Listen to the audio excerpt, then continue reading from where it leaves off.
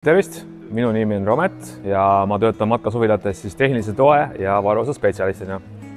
Ja meil oli mõttes täna teha üks niisugune kordamise või tutvustus nagu koolitus, et kuidas ette valmistada oma matkasuvila uueks hooajaks. Et see isegi kogenud matkaselil on väga palju asju, mida meelde tuletada või on mõni asi juba meelest ära läinud. Kasutatud on siin nii materjali kui tehasepoolsetest soovitustest kui ka oma enda kogemusest, kuna ma olen ka väga pikaajaline matkaauto omanik. Kevad on niisugune matkasuvila jaoks niisugune üllatuste rohke aeg ja matkasuvila omaniku jaoks, et ta on pikalt meil talvel seisnud, võib-olla omaette, võib-olla õues ja hästi karmis keskkonnas tema jaoks. Ja seda enam on see kevadine nagu niisugune esmane kohtumine oma matkasuvila või oma reisisõbraga hästi tähtis. Ja ma tooks välja mõned punktid, kus me minema hakkame, et põhimõtteliselt hakkab olema elekter, vesi ja kere konstruktsioonid, aga ma ei lähe väga tehniliseks, et see jääb niisuguseks lihtsaks ja pealiskaudseks.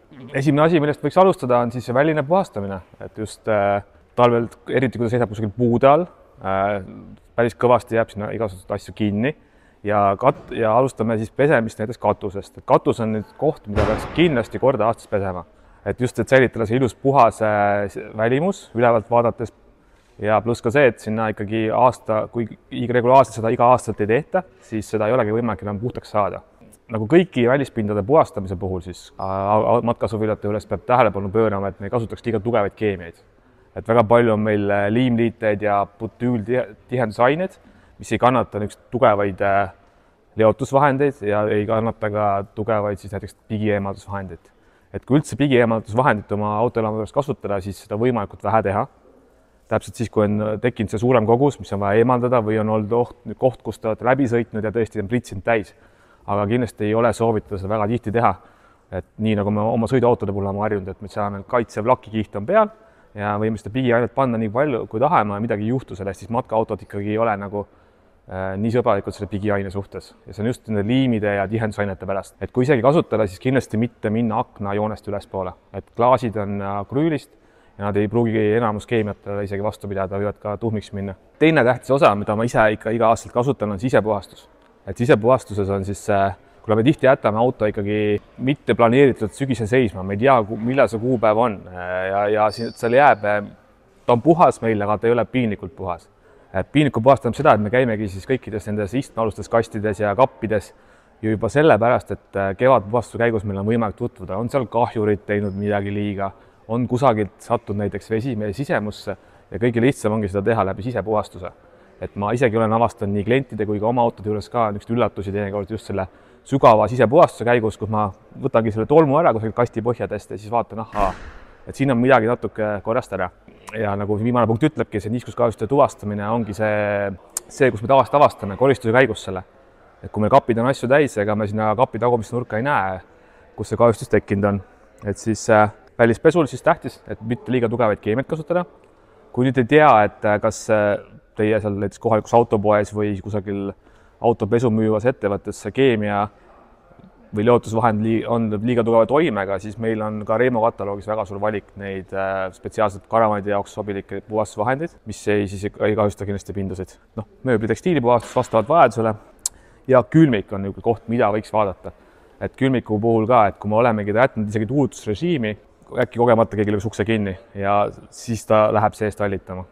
Et seda pärast seda lõhna ja hallitust kätte saada on juba keeruline, et siis kindlasti pöörata tähelepanu. Kohe, kui me selle sisekoristusega tegeleme, siis tegelikult me hästi paljudes kohtades tutvume, näeme ka veesüsteemi ülesehitust, et kui nüüd on meil veesüsteem tuleks täita ja juba enne see koristuse algust, sest et kui meil on mingid väiksed mikrolekked, siis sama see koristus käigus me näeme, tekib kuhugi liidete juurde või kuhugi vaatpanipaikadesse, näiteks veeloikusid või veetäppe, siis on kohe meil hea tuvastada, kas kõik on korras. Kui me jätame selle tegemata, siis on tihti see, et me oleme esimesel reisil ja siis on palju pahandust, et segisti alt tuleb lahinaga vett näiteks ja meil ei ole mitte midagi teha tee peal. Reovee ja hallivee paagi loputamine on ka nüüd tähtis osa ja seda võiks teha just ka kevadpoole.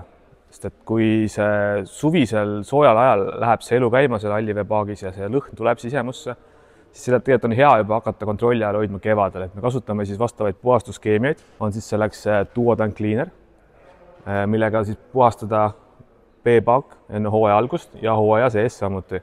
võttagi see päev, kus siis oma matkasuvilaga nagu pikemalt toimetada ja tegeleda nende paakide puhastusega. Ja samamoodi on ka olemas värske vee paakide puhastuseks vastavad keemiad. On sidunipõhjalised, on nagu hapnikuga puhastavad, et need ei ole nagu mürgised, ei pea neid kartma. Ja kes pole koha, kui pead midagi võtta, siis sobib ka väga hästi näiteks äädika põhjal teha lahus veepaaki ja sellega puhastada. Kui me oleme selle panipaikades tegemas seda suurt puhastust ja oleme veendunud, et ei ole siis meil veelekkeid veesüsteemis, siis meil on hea liikuda edasi järgmise peale. Et siin on samad soovitused nendele toodetele, mida me siin vaatasime. Ja kindlasti, kui veepaak on puhastatud, siis võiks ka vahetada välja kord aastas hõbefilter. Et päris paljud kindlasti kasutavad seda, kes ei ole kasutanud, siis tegemist on niisuguse kõige looduslikuma veepuhastusseadmega, võime siis öelda, et ei ole seadnud on filter tegelikult. Et ta siis läbi hõbeda hioonide hoiab vee värskena. Aga tal on ka oma eluiga, et näiteks võikski olla kevadine suurpuhastus seesama aeg, kus me selle filtri välja vahetame. Et teeks 2 ühes, hoolitseme, et paak oleks puhas, paneme uue filtri ja meil on hea hooaega alustada. Siis reoveepaagi puhastus me rääkisime, et selleks on vastavad keemiad. Keemiad tuleb kaasa juhend, kuidas seda doseerida, tavaliselt läheb ta veelausena ja kõige parem viis reoveepaaki puhastada siis ongi ikkagi sõites. Et me täidame selle paagi siis kas pool või 3/4 ulatuses koos keemia ja veelausega ja sõites ta siis loksub paagis ja väga hästi puhastab, et meil nagu kodus koha peal seistes ei ole seda paaki võimalik puhastada tegelikult väga hästi efektiivselt. Puhta veepaagi puhul seda probleemi ei ole, et need puhta veepaagi puhastuslahused on sidunhappe baasilt, ta tekib reaktsioon, ta ise puhastab sealt paagi seest ära, siis reoveepaagi puhul me peame nagu talle andma siis seda inertsi veele, et ta paagi seinte peal siis liiguks. Ja lisaks sellele, et ta siis ära võtab selle odooritekke reoveepaagist, aitab ka reoveepaagi andurite puhtust hoida. Et reoveepaagi näit siis juhtpaneelis oleks ka korrektne, et see on esimene asi, kus me saame seda nagu hoolitseda läbi hooldamise. Mida inimesed võib-olla vähem teevad ja tähelepanu pööravad, on tegelikult, meil peaks olema autoski olemas üks kummitihendite hooldusvahend. Seda eelkõige läheb vaja WC-kasseti hoolduse juures. Kui WC-kasseti keskavas on suur siiber, siis seal alumisel küljel ja peamise küljel on suur must kummirõngas, et see tahab pidevalt hooldamist saada. Kuna paljud puhastuskeemiad asjad kuivatavad seda kummi, siis hakkab see siiber raskesti käima ja lõpeb sellega, et meil on vaja uus tihend sinna tellida või läheb siis avamismehhanismis midagi katki, kuna juba need jõud on nii suured, millega avada. Lisaks sobib ta väga hästi ka akna ukse tihendite hooldamiseks. Et ka teha neid korda aastas, et säilitada see kummi elastsus ja ka pikk eluiga kummitihenditele. Kummitihendite hooldamine parandab kindlasti ka ukse sulgumist. Elektrisüsteem, et siia ma tahaks tead kõige rohkem aega panustada, sest ma oma töökogemust on ka, et väga palju on kevadel siis üllatusi, et inimene käivitab oma auto ja tal juhtpaneelis ei põle palju tulesid, mis enam pidi põlema või ei näita laetust. Ja kui sa jätta nüüd viimasel hetkel enne väljasõitu, siis ei ole isegi meil võimalik võib-olla aidata teid alati, kuna töökojas on ka ajad täis. Kui autot hoitakse õues, miinuskraadide käes, tuleks elama akut vähemalt autolt maha võtta ja enne tagasi panemist laadida. Kui nüüd on hoitud võib-olla kusagil hoiupaigas, kus on plusskraadid, et aku ärakülmumise ohtu ei ole, siis kindlasti alustada sellest, et kas meil kõik laadijad suudavad akut laadida ja kas aku on suuteline voolu vastu võtma. Et kuidas seda nüüd tuvastada, siis meil ongi tegelikult autoelamuse juhtpaneel, kus kaudu meil kõik info tuleb siis aku laetus nii autoaku oma kui ka elamuaku oma ja jälgida siis selle voltmeetri näitu. Et kui me nüüd ühendame taha välise voolu 230, kas see voltmeetri näit tõuseb, kui me käivitame automootori, kas see voltmeetri näit tõuseb ja kui meil on ka päiksepaneel katusel, siis tegelikult saame ka sealt kaudu seda näha, kas päiksepaneeli tootlikkus on olemas. Kui ühtegi välist tootjaallikat taga pole ja päiksepaneel laeb, siis samamoodi voltmeetri näit tõuseb, ehk siis tõuseb 14 voldi lähedale. Aku seisukord on siis niimoodi, et kui nüüd aku on ikkagi talvel peal olnud, et tema seisukorda hinnata saab ainult läbi välise vaatluse esialgselt. Et vaatame aku klemmide seisukorra üle, kas seal on tekkinud oksiidi. Ja teine asi on kindlasti, kui akut on nüüd hoitud õues, miinuskraadidega õues, et kas ta ei ole lõhki külmunud. Et esineb ikkagi siiani, kui me leiame mõne kliendi autos on lõhki külmunud aku, ja aku ape isegi võib päris palju teha seal pahandust. Ja kui nüüd laadijad katsetada ja laadimise käigus tekib niisugust mädamuna lõhna, siis viitab ka sellele, et tegelikult aku on riknenud talvise kasutuse käigus. Ta võib ka rikneda isegi transpordis, et kui me oleme eemaldanud, tõstnud tagasi, kui ta on oma eluea võib-olla ära elanud, ta võib-olla enam ei tööta korrektselt. Oleks jälle muretu reisida, siis kindlasti peaks valgustite ja pistikupesade töötamisse kontrollima, ehk siis põhiliselt need igasugused telefoni laadimispesad, 220 voldi pesad, mida me kasutame aktiivsemalt ja kas kõik valgustid töötavad. Et isegi kui meil elektrisüsteem on korras, akulaadijad töötavad, siis me ei saa välistada, et meil võib-olla siis tarbijate ahelas, kas valgustite või pistikuosade juures ei tööta korrektselt ja võib-olla meil on mõni üksik pesa on kõige hästi tähtis meie jaoks, kus me laeme mingit erilist seadet või kas võib-olla selleks telefon, siis sellega töökorra hindamine on kindlasti väga tähtis. Üks asi, mida ma kindlasti tahtsin teile ka täna näidata, mis võiks olla igas autoelamu omaniku autos, on multimeeter ja eriti hea, kui ta oleks amplitangidega, mis sobituks ka mõõtma alaisvoolu. Küsite, miks, et ma ei oska seda kasutada, mis ma teen sellega, mis need numbrid mulle ütlevad, see numbrid ei pea teile midagi ütlema. Aga ma olen väga palju oma kliente olen saatnud niisugust abilista soetama nii Portugalis kui Hispaanias. Just sellega, et kui meil on midagi juhtub, et ei tööta korrektselt, kas laadimisahelas või kusagil, me saame aidata üle videosilla tegelikult. Aga meil on vaja infot, et kus kohas mingi volt või pinge on olemas, et siis kui see autos on olemas, siis läbi üle videosilla meie juhendamisel meil on võimalik teid aidata ka isegi siis, kui te olete teisel pool Euroopat. Saame aidata kas kaitsme tuvastamisel, milline on läbi, või veenduda, et kas see teie poolt kirjeldatud sümptom on siis, kus see viga on, kas on seal või teisel pool. Et maksavad suurusjärgus, lihtne tavaline, millega saab volte mõõdata, maksab võib-olla mõniteist eurot, aga amplitangidega niisugune sobilik toode maksab ligi 50 eurot. Aga kellel on endal oskust, huvi või siis õppida seda tööriista kasutama, temaga mõõtmisel mingeid vigastusi autoelamule teha ei saa. Ja sellepärast ma julgen ka teile soovitada seda kasutada. Gaasisüsteem on siis paljude jaoks on niisugune natuke ehmatav koht, et gaas ohtlik, tuleb leek lähedale, süttib. Tegelikult on gaasisüsteem väga ohutu osa matkaautost, aga mis on tähtis, on regulaarne kontroll. Mida saab see omanik teha? Omanik saab veenduda just sellest, millal see regulaarne kontroll on tehtud ja kas need nähtavad gaasisüsteemi osad, näiteks gaasikapis, on oma eluea ära elanud või vajaks vahetamist. Ehk siis alustame gaasikapist, et gaasibaloonide ja voolikute seisukorra kontroll.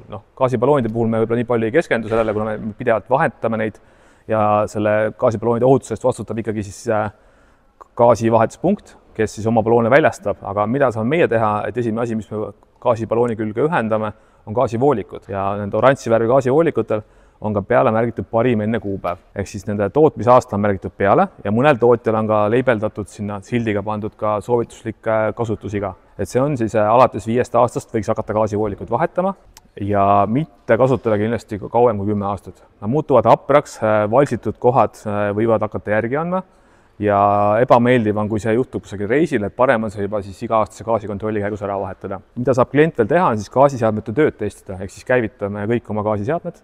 On see pliit, on see külmik, küttesüsteem. Pliidi puhul me saame hinnata tööd siis visuaalipu, kas leek on ühtlane, on korrektne, fikseerib ilusti ära, jääb tööle, aga siis külmiku ja küttesüsteemi seadme puhul me peame siis kõrvaga kuulama, kas ta kahin on korralik, ei ole tõrkeid töös, et heli on ka ühtlane.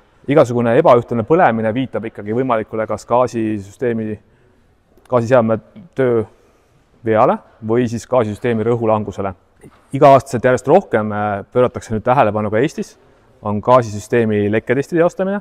See on siis iga-aastane gaasitorustiku tehakse siis soovitatavalt iga aasta rõhutest. See on seadusega nõutud näiteks Soomes ja Kesk-Euroopa riikides ja mõnes riigis on ta seotud ka auto ülevaatusega. Et see annab meile selle, et kui testi tulete teostama, siis suure tõenäosusega 80% testidest läbib, ei ole ühtegi puudust. Aga kuna me teostame testi 5 korda suurema rõhuga, kui on seal reaalselt sees, siis me ennetame tegelikult tekkivaid gaasilekkeid. Eduka testi läbimise puhul, kus me siis ka vaatame gaasivoolikute seda kuupäeva ja väliseid vigastusi, siis saate ka vajaliku kleebise gaasikapi ukse peale, mis on siis levinud Kesk-Euroopa ja Põhjamaine selle gaasilekke tuvastusviis ja on esinenud juhuseid, kus väga palju juba küsitakse ka kämpingutest neid, et kas see test on teostatud. On kliente, kes käivadki sellepärast iga aastalt tegemas, kuigi nad teavad, et auto gaasisüsteem on väga heas seisukorras, aga neil on olnud juhuseid, kus nad ei saa sinna kämpingu territooriumile sisse, kuna see test on tegemata. Miks seda küsitakse, on see, et samades riikides, millele on viitud, näiteks Saksamaa, kus on see juhtunud, on see nagu seadusega nõutud tegevus. Eestis ta ei ole nõutud tegevusena seadus, nagu peaks matkaautode gaasisüsteeme kontrollima, aga seda tuleks teha enda siis turvalisuse huvides. Kui iga aasta ei tee, siis kasvõi üle aasta soovitame teha seda. Siis kindlasti oleks abilistena kuluksid meile ära ka siis gaasiandur. See annab siis teate, kui meil on LPG gaasi või balooni gaasileke autoelamu või siis Aagisuvila sisemuses. Ja hea ventilatsioon siis matkasuvila sisemuses aitab ka selle vastu, et ta ei lähe siis talvisel seismisel ka nagu hallitama või hummuk sisse. Nende ventilatsiooniavade puhtuse kontroll on kindlasti tähtis, et on tihti, kas siis on ümmargused avaused katuses, kus võib olla ladestuda okkaid või lehti, mis takistavad seda, või Aagissuvilate puhul on ka läbi põranda viidud siis väiksed ventavad, mis peavad siis andma selle õhuliikumise ja luukide kaudu saaksid välja minna. Alusauto puhul siis, mida me saame teha, on siis raami alusvankru korrosiooni ülevaat. Pigem korrosiooni puhul me mõtleme just Aagiste puhul, et Aagise raam on korrosiooni kindel, aga kui ta on vigastusi saanud, siis tuleks seda nagu hinnata ja kas seda vajab mingit parandust paikset. Autoelamute puhul on meil seda nagu lihtsam teha, kuna autoelamu käib meil regulaarselt ülevaatusel, ka niimoodi, et siis ülevaataja vaatab sinna põhja alla ja kui tal need puudused silma hakkavad, siis ta annab märku nendest. Aagissuvilad tihti veerevad meil ju ülesvaatuspunkti ukse taha ja me peamegi hindama seda pidurite ja siis selle alusraami seisukorda siis ise kui omanikuna. Tugialad, stabilisaatorid siis kindlasti, et Aagissuvilatel me näeme, et on siis tugialad nähtaval, et nende töö vajadusel puhastada korrosioonist ja määrida. Ja stabilisaatorid on enamus levinud siis matkaautode puhul, mis aitavad kuudi kõikumise vastu, et nende siis töö, et nad töötaksid ilusti, et nad pole talvel kinni jäänud. Siis klassikaline teema on meil rehvirõhk ja mustrid, et mustri sügavus, et need oleksid siis kontrollitud. Omast kogemusest võin öelda ka, et rehvi mustri ja rehvi rõhu korrasolek ei taha ka seda, et rehv võib tee peal katki lennata, et kindlasti ei tasu tasub välgida rehvi siis tootmiskuupäeva. Et mul viimane üle-eelmise aasta reis oleks ka lõppenud väga õnnetult. Õnneks oli ainult tegemist niisuguse lõhenemisega, kus traadid paissid, aga tegemist oli siis 10 aastat vanade rehvidega, mille mustrit oli piisavalt ja olid terve aja minu käes olnud. Neid võiks ikkagi hakata vahetama 7.–8. aastal, kui nad on pikalt all olnud, kuna autoelamute puhul me ei sõida nii pikalt, et see muster ei jooks ära kuluda, siis võiks natukene mõelda selle peale varem, kui see vajadus tekib nagu visuaalselt vaadates. Kindlasti, kuna tegemist on, kui me räägime matkaautodest, siis on raskused on rehvidele väga suured ja küljetuule mõjud on väga suured, et siis kindlasti igasugused väiksemadki puudused juba visuaalis, kas on pragu või mingi punnitab kusagilt, et siis sellega ei maksa mängida.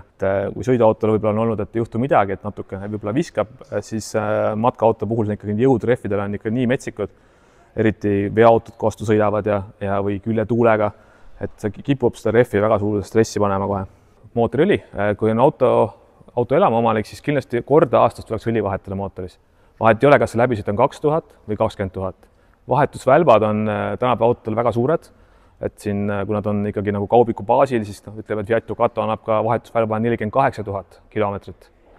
Aga kui te teete, et seda keegi selle järgi vahetama hakkas, siis võib-olla see mootorielu ega väga pikk ei oleks. Ja miks veel iga aasta õli vahetada on see, et väga palju see auto seisab meil koha peal. See mootor ei tööta, aga see mootoriõli absorbeerib endasse ikkagi niiskust ja kaotab oma õli omadused ja see mõjub mootorile halvasti. Ja siis filtrite vahetus on nüüd, et kütusefiltri võiks iga kord vahetada, kuna on ka tihti see, et meil jätame auto seisma sügisel, meil on suvine kütus sees ja talvel on tegelikult sellest juba paraffin vahepeal saanud ja uuesti üles sulanud, aga see paberfiltri element on tegelikult sellega juba rikutud. Enamus juhtudel see filter jääb tööle, laseb kütuse rõhu läbi, aga võiks ära vahetada ikkagi just selle ohu pärast, et kui meil on suvine kütus sisse jäänud, et siis tuleks ta ära vahetada. Ja ülejäänud vedelikud annavad meile siis selle kindluse, et kui me nüüd sõidame või läheme esimeste sõitu, et meil on pidurivedelik olemas ja jahutusvedelik olemas, et meil ei juhtu tee peal midagi. Et ega enamus autodega ei juhtugi midagi sõites, kui vedelikud on normis. Väga harva juhtub mehaanilisi vigasid, et enamus vead hakkavad pihta sellest, et meil on kusagil midagi liiga vähe. On see jahutusvedelik või on see mootoriõli, et siis jälgida seda. Pidurid, nagu ma rääkisin Aagissuvilate puhul, on siis meil kõige keerulisem hinnata pidurite seisukorda, kuna Aagissuvilate ülevaatuspunktis ei teostata piduritesti niisugust, kus me mõõdame newtoneid, et palju pidurite efektiivsus on. Et siis ainuke viis, kuidas me saame hinnata Aagissuvilate omanikena pidurite efektiivsust on see, et kui me sõidame taga ja tunneme, kas ta sõidab meile selga, kas käib kolks taga, või on midagi muutunud võrreldes eelmise aastaga, et see kindlasti viitab sellele, et tuleks pidureid vaadata. Üldiselt Aagisuvila pidurid on suht pommikindlad, nendega saab sõita, mõnel juhul on mõned Aagised, kus on sõitetud 15 aastat ka, ilma et keegi oleks eriti puutunud, näppinud ja kõik toimib. Aga kui meil on väga raske Aagisega tegemist või on seda kasutatud võib-olla natuke mitte hea peremehelikult, siis kindlasti pidurid kuluvad kiiremini. Siis kontrollida veel aku ja laadimissüsteem, ma mõtlen eelkõige siis sellega, et me käivitame mootori, kuna meil 12 volti pealt laetakse elamukutiga ainult töötava mootori pealt, kas mis generaatori rihm on piisavalt pinge, et ei teeb mingi imelikke hääli võib-olla generaator kigiseb, kägiseb, et siis see on kindlasti ohumärk, et võiks ennem minna juba teenindusse, kui see nagu välja lööb. Et siis kokkuvõttena võime öelda, et korralik kevadine hooldus ja niisugune puhtuse tagamine autoelamus siis annab niisuguse mõnusa aluse, kus pealt minna terveks hooajaks. Mis ta eelkõige annab, ongi see, et see pikk eluiga selle haagisel, et kui me kunagi ta müüki paiskame, et oleks hästi hoitud, see hoiab kindlasti turuhinda kõrgemal. Eesti inimesed on järjest teadlikumad sellest, et millised on puudused neil ja mida jälgida. Ja kui nüüd esineb niisugused mingid tõrked, anomaaliad, et meil midagi vist nagu jamab, ei ole kõik õige või tahaks ülevaatamist, siis kindlasti tuleks sellega pöörduda võimalikult vara ikkagi, kas meie poole või kellegi teise poole, sest et ikkagi kui midagi on kahtlast, siis tavaliselt tuleb kohe esimesel reisil välja. Et ei tasu nii kaua seda hoida, et tuleks kohe varakult läbi tulla töökojast.